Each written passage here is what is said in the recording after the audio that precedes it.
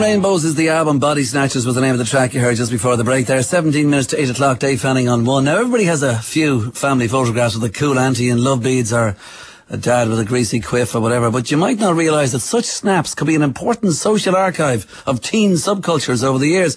Because my next guest has spent the last 3 years collecting and looking for just those kind of pictures. Garry O'Neill. Garry, you're very welcome to the programme.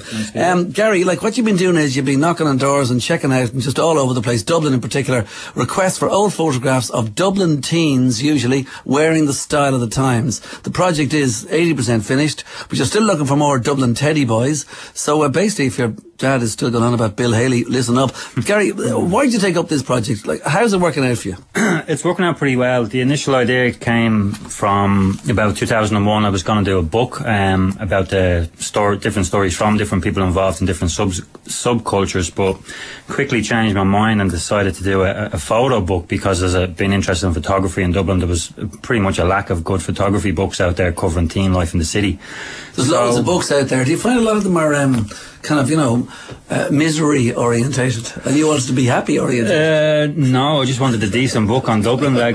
Could tell a lot of stories by looking at it. There's a couple out there like Bill Doyle and Tony O'Shea's, but other than that, they're like books aimed at tourists full of pictures, pretty pictures of O'Connell Street and Stephen's Green. So when we initially put it together, that it was going to be predominantly a photographic archive, a social document on predominantly Dublin subcultures, but also including teen life and street style.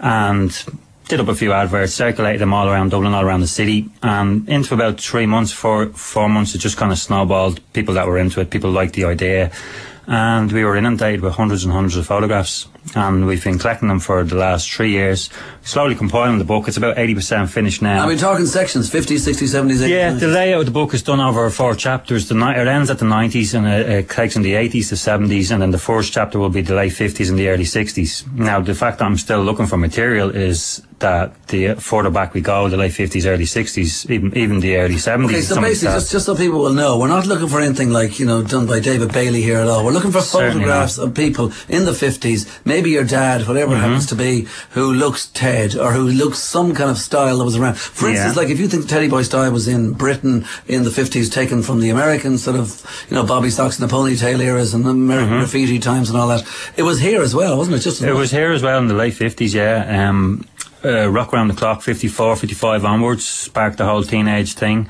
Our influence this side mainly came from the English angle of things, because guys gone off to work in London during the summer, and that would come back with the clothes that were hip and cool over there, which was the Edwardian Teddy Boy look, the Ted's look, the English variation of the whole American rock and roll thing, and that came on here in the late 50s and lasted up through the 60s, and of course there's been resurgence throughout the 70s and 80s and that, like, but yeah, there was a lot happening here. Even if you look at a lot of the pictures from anyone's photographs from the 60s, like, style is a big thing, because there was a lot of cool kind of dressing going on at the time. People didn't know, it was just taken for granted, mini skirts and beehives and that. If you look back at it, you mightn't think that there's anything there in people's archives photo-wise that could be useful, but... Have you got a picture of Eileen Reid? I have indeed, with a big lovely blonde beehive and a leather jumpsuit.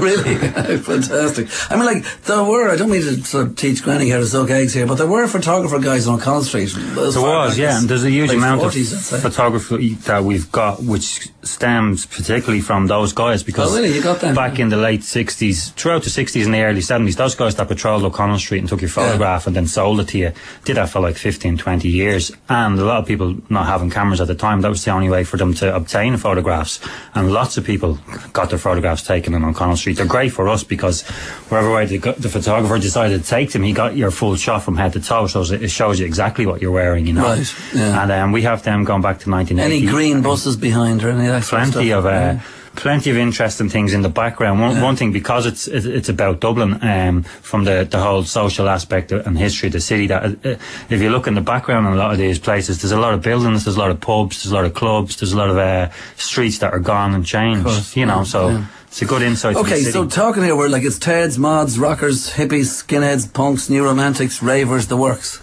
It is, and it also takes in a couple of other groups and happenings that wouldn't probably have their own tags as subcultures, like the whole Bay City roller scene of 74, 76, which was huge amongst girls here, like thousands of girls into it. Tartan scene, yes. Yeah. The breakdance scene in the mid-80s and that, you know, the urban cowboys. Do you go for the urban, I was just going to say, do you go for the ponies and the urban because cowboys? It's not just strictly skateboard types. Skateboard types as well.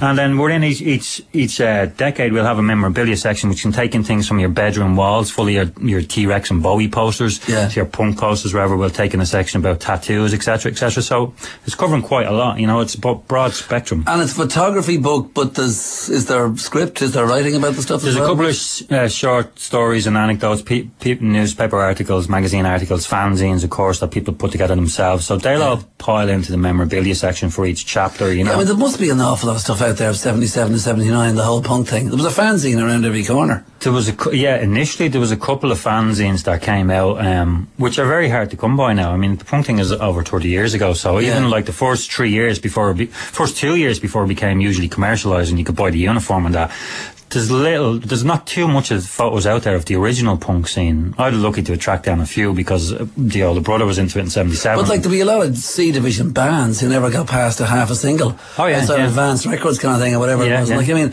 and they all had it. Like one of the first things they did was publicity photos because they were told to. Oh yeah. But I mean, we got a lot of material like that of those particular bands from 78, 79, 80 from the likes of Vox magazine, which was a pretty decent, really well put together. Car stuff and all that. Heat magazine was another one. Dave Clifford did Vox, and it was very well put together. Right, Dave Clifford. And he also had a huge amount of street photography in the back, which, luckily enough, is would you go back to the previous part of that decade and get some really like bad hairstyle days, as in the George Michael early hairstyle days, as in any Heaven 17, or as in in other words, the new romantic stuff? The new romantic thing, definitely big hair and bad clothes, definitely new romantics and futuristics, as we were called. Was there a classic time to be a